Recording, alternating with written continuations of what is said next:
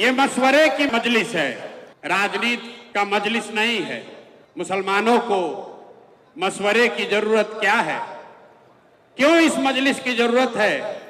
हम तो गांव-गांव जाकर आपसे मिल ही रहे हैं, फिर आपको इतना कष्ट देकर आपके गांव से, आपके शहर से वापस यहां क्यों बुलाया गया है?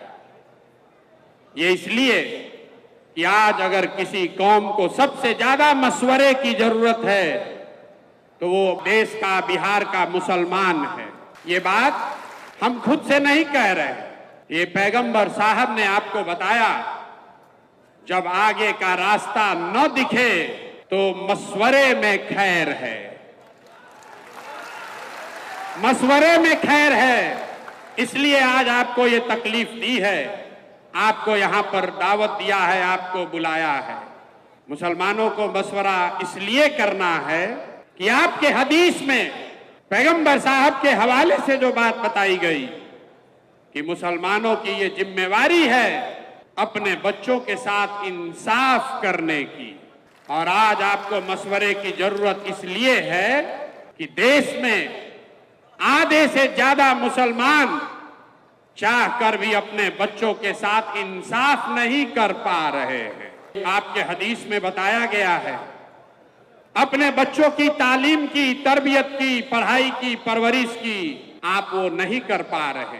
तो मशवरा इसलिए करना है कि इस व्यवस्था को कैसे सुधारा जाए ताकि मुसलमान होने के नाते आप अपने बच्चों के साथ इंसाफ कर सकें। ये मशवरे की जरूरत इसलिए है कि आपके कुरान की जो पहली आयत है, इकरा बिस्मे रब्बिल कल्लजी खलक, उसका पहला शब्द इकरा, जिसका मतलब है पढ़ो, जिसका मतलब है पढ़ो। और आज आप वो कौम बन गए हैं जो देश का सबसे अनपढ़ कौम है। इसलिए आपको मशवरे की जरूरत है, आपको मशवरे की इस मजलिस में आने की इसलिए जरूरत है। आपके पुरखों ने अपने खून पसीने से इस देश की आजादी में, इस देश को बनाने में कुर्बानी दी। उसी देश के पार्लियामेंट में, उसी देश के पार्लियामेंट से ऐसे कानून बनाए जा रहे हैं जिससे मुसलमानों का एक बड़ा वर्ग अपने आप को असहज महसूस कर रहा है। उसी पार्लियामेंट से सीए एनआरसी का कानून बन गया, उसी पार्लियामेंट से वक्फ बोर्ड की नई कहानी लिखने की कोशिश की जा रही है।